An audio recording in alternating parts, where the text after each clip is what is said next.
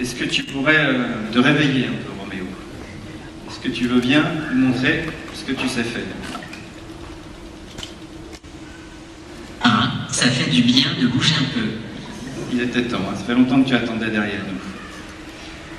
Alors, il va vous montrer, il est fort, c'est un robot puissant, non pas trop puissant, juste ce qu'il faut. Il va montrer ici les 4 degrés de liberté de ses bras, 2 dans l'épaule, 2 dans le coude. Il vous montre maintenant les 3 degrés de liberté qu'il a dans ses poignets. Et ça nous fait les 7 degrés de liberté du bras manipulateur. Et comme l'a expliqué Philippe tout à l'heure, on a là maintenant un bras redondant, c'est-à-dire avec des tas de solutions pour faire un geste. Ici, Roméo essaie de vous montrer comment, avec ses yeux mobiles, il arrive à suivre sa main du regard.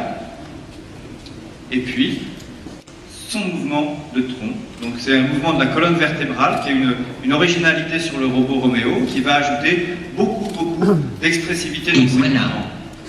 Très bien, merci beaucoup Roméo. Et on attend encore d'autres degrés de liberté au niveau de sa colonne vertébrale pour qu'il puisse se pencher en avant et se pencher sur les côtés.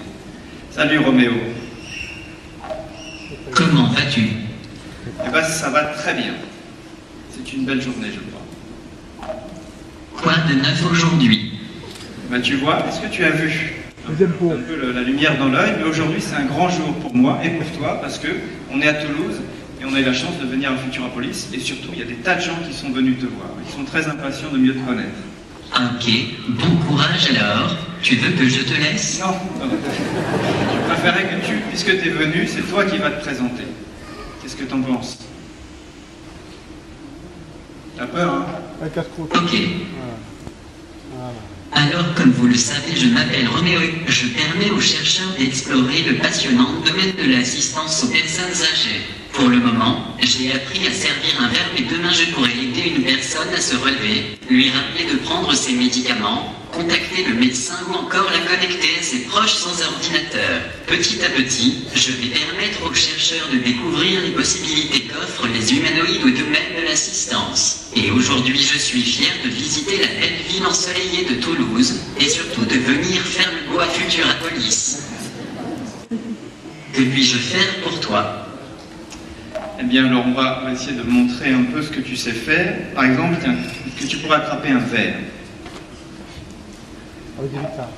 Ok, donne-le-moi. Bon, c'est une interaction entre l'homme et le robot, c'est fort, regardez bien. Donc je te donne ce verre, Roméo, dans un plus grand soin. C'est ça bien, hein? Un de ces jours, je pourrai attraper ce verre tout seul et même y mettre des trucs dedans. Enfin, j'espère. On espère tous. Hein. Voilà, donc ici vous avez vu, il a attendu de bien sentir le verre dans sa main. Et c'est ça la partie ce qui fait la différence l'automate et le robot, c'est qu'il a perçu le moment où le verre était dans sa main. Et au fait, qu'est-ce que tu veux que je fasse de ce verre? Bah, tu vas me le rendre, mais attends un peu, je parle. Tu parles. Donc voilà, il a perçu que je lui mettais le verre dans la main, et à ce moment-là seulement, il a serré la main. Tiens, le voilà. Oui, j'arrive.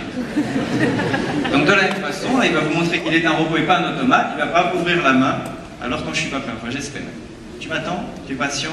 C'est ça qui est bien avec les robots, c'est qu'ils sont infiniment patients. Ils nous rendent des services de façon très impliquée, mais ils sont patients. Ah, tu es patient?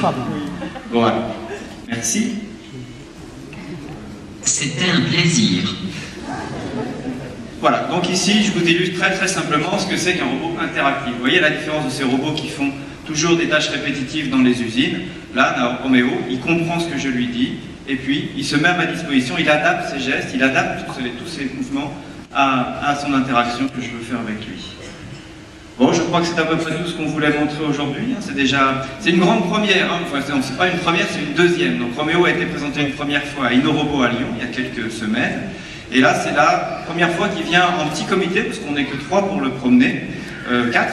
Et donc, voilà, ça veut dire qu'il est de plus en plus sûr de lui, même s'il tremble encore un petit peu, parce qu'il est intimidé. Et donc, on était très fiers de venir ici, à Toulouse, parce qu'en effet, Toulouse, c'est une grande ville de robotique. Et le LAS, c'est un des laboratoires qui est reconnu mondialement pour ça. On est donc très